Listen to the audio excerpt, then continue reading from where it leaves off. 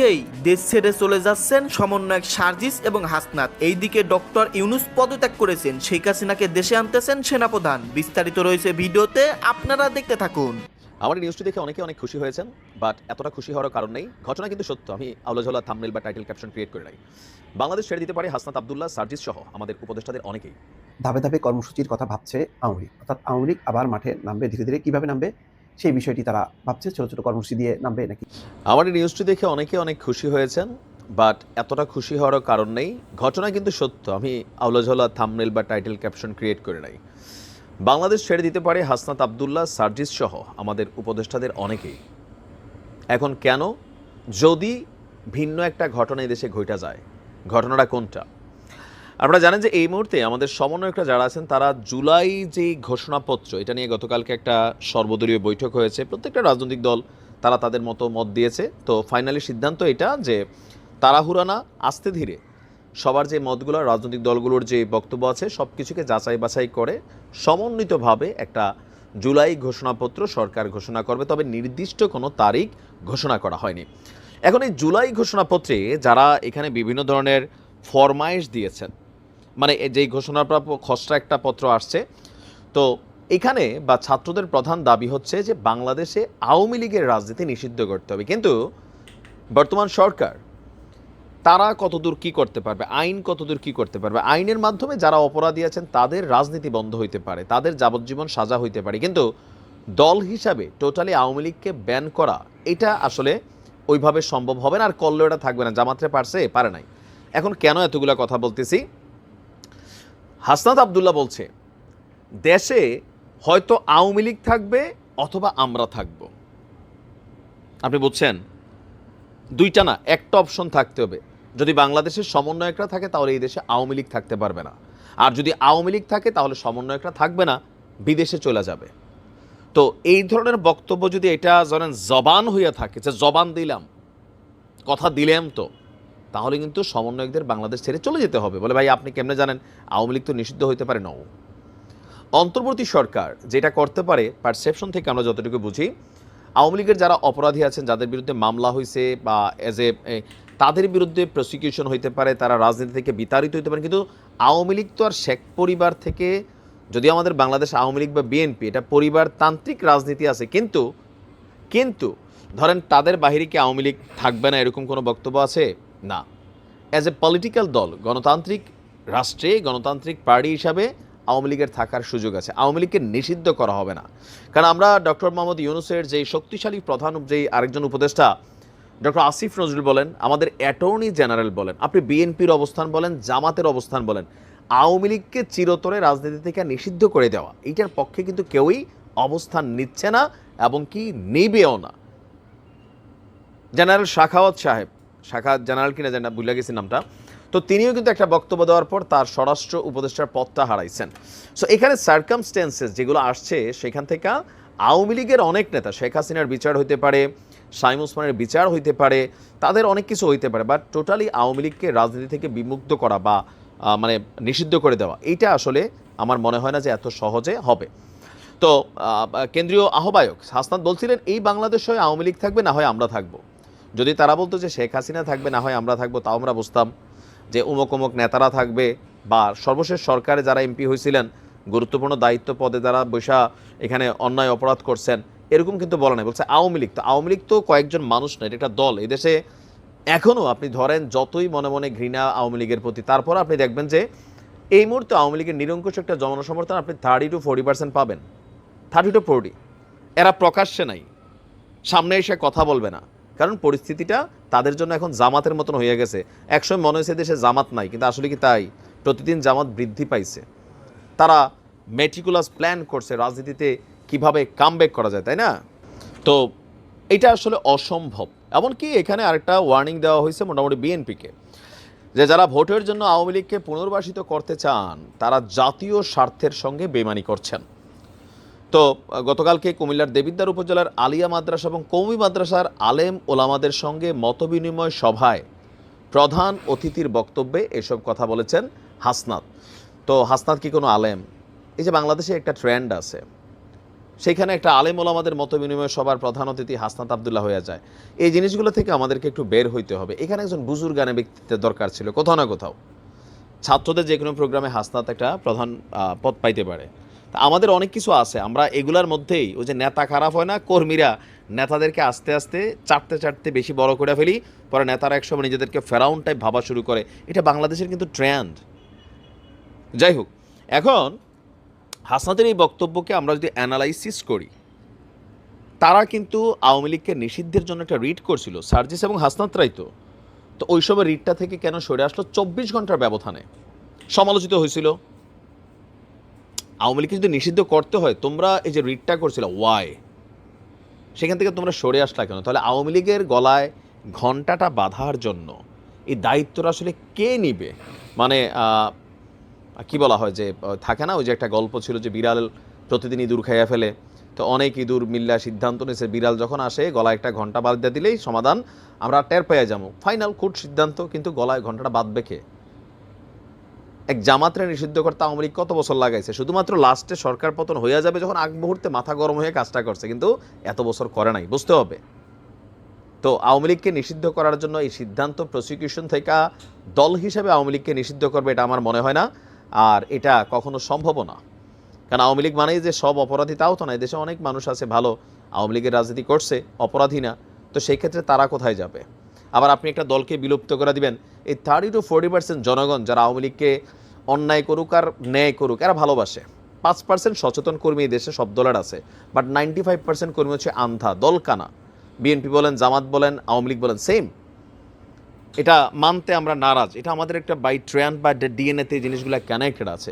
তো এই মানুষগুলো নতুন নামে সংগঠন খুলবে 2, 4, 10 বছর, এরপরে আবার আওয়ামী লীগ কোনোরূপে ফিরে আসবে, এটা মনে হয় যে হবে না আর কি। তো এখন হাসনাতরা যে সকল কথা বইলা ফেলতেছেন, তো পরবর্তী সময় তো বিষয়টা এরকম হবে যে তারাই দেশ ছেড়ে চলে যাবে। আওয়ামী লীগ এখন বুড়া বয়সে হোক, কথার কথা 10 বছর পরে হোক, 15 বছর পরে হোক, তো বক্তব্য দেওয়ার সময় একটু সব কিছু ভেবেচিন্তে দিতে হবে। আমরাও চাই যারা অন্যায় করছে বাংলাদেশে, যে কোনো হত্যা, যে কোনো গুম খুন, এগুলোর পিছনে যারাই জড়িত সবার বিচার হওয়া উচিত। কারণ আমরা রাজনীতির জন্য ওই আমার বিপরীত দলকে সাইজ করার জন্য মিথ্যা মামলা, গুম খুন কইরা, অপহরণ, লুটপাট, হ্যাঁ, এগুলা আসলে এই দেশে আমরা চাই না। আমরা এখানে পরিবর্তনটা অবশ্যই চাই। বিবিসি বাংলা এবং যুগান্তর একটি রিপোর্ট করেছে যে ধাপে ধাপে কর্মসূচির কথা ভাবছে আওয়ামী লীগ, অর্থাৎ আওয়ামী লীগ আবার মাঠে নামবে ধীরে ধীরে। কিভাবে নামবে সেই বিষয়টি তারা ভাবছে। ছোট ছোট কর্মসূচি দিয়ে নামবে নাকি কি করবে এটা নিয়ে এখনো স্থির হয়নি। কিন্তু আওয়ামী লীগের নেতাদের সঙ্গে কথা বলে গণমাধ্যম জানার চেষ্টা করেছে, তারাও বলেছে যে তারা ধাপে ধাপে কর্মসূচি দেবে। এখানে বলা হচ্ছে যে টানা 15.5 বছর ক্ষমতায় থাকার পর সরকারি চাকরিতে কোটা নিয়ে 36 দিনের ছাত্র জনতার অভ্যুত্থানে পতন ঘটেছে আওয়ামী লীগ সরকারের। সব মিলিয়ে বিপর্যয়ে পড়ে গেছে বাংলাদেশের স্বাধীনতার পর সবচেয়ে বেশি সময় থাকা এই দলটি। গত 5ই আগস্ট পতনের পর সম্প্রতি বিভিন্ন রাজনৈতিক সমাবেশে ভার্চুয়ালি বক্তব্য দিয়ে সরব হওয়ার চেষ্টা করছেন শেখ হাসিনা। একই সঙ্গে বর্তমান পরিস্থিতিতে সংকট মোকাবেলা করে দলীয় কর্মকাণ্ড এগিয়ে নিতে দলীয় নেতাকর্মীদের নির্দেশনাও দিচ্ছেন তিনি।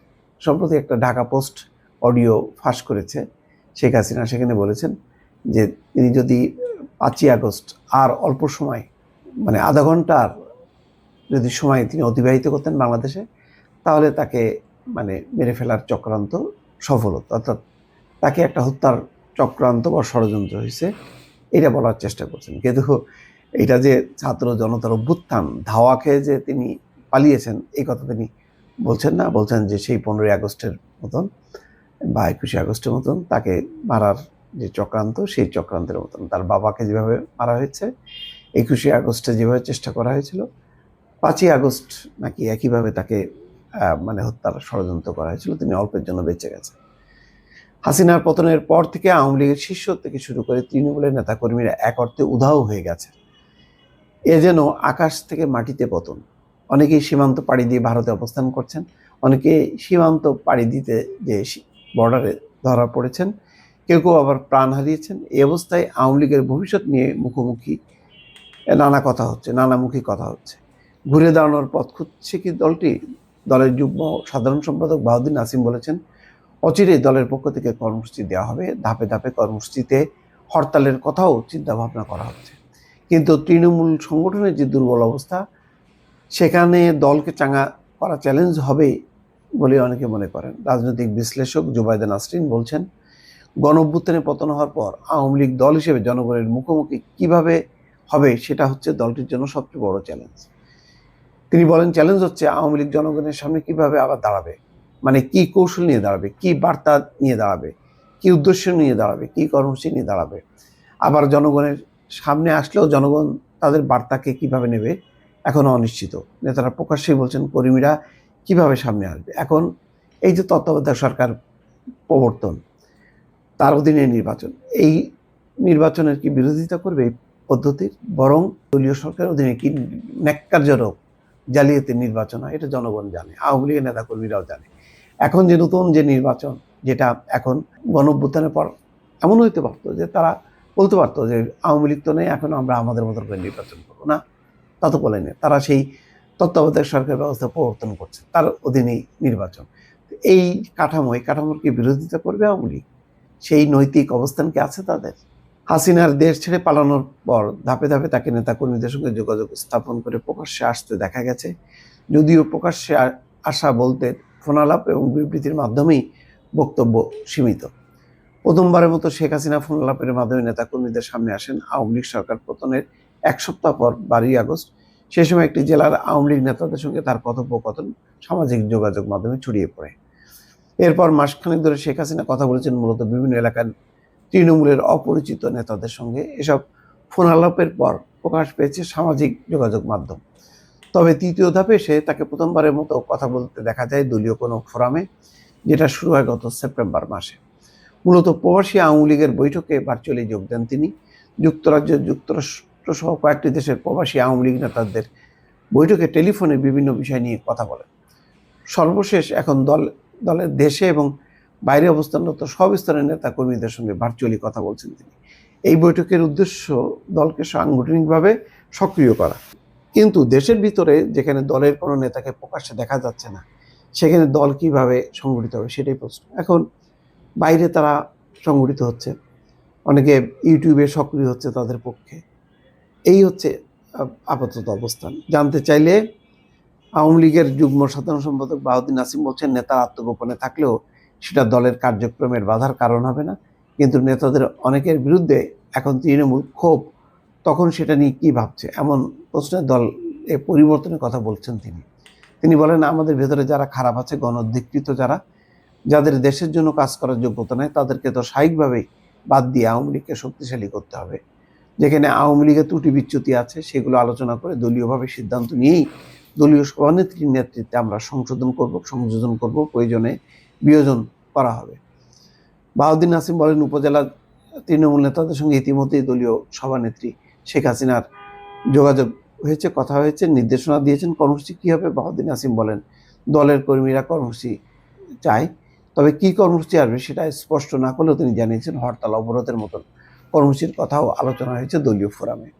তিনি বলেন, ঘুরে দাঁড়ানোর প্রস্তুতি আছে আমাদের, নেতা কর্মীরাও কর্মসূচি চাই, অচিরে আমাদের কর্মসূচি আসবে, তবে এটা আসবে ধাপে ধাপে।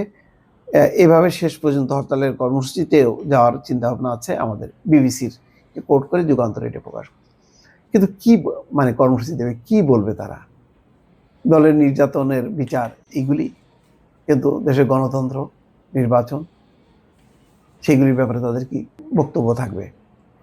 নির্বাচন চাইলে তারা অংশগ্রহণ করতে পারবে? আওয়ামী লীগ প্রশ্নে কিন্তু সব দল একমত যে আওয়ামী লীগের একটা বিচার হওয়া উচিত। সেটা কিভাবে, দলগত নাকি ব্যক্তি বিশেষের,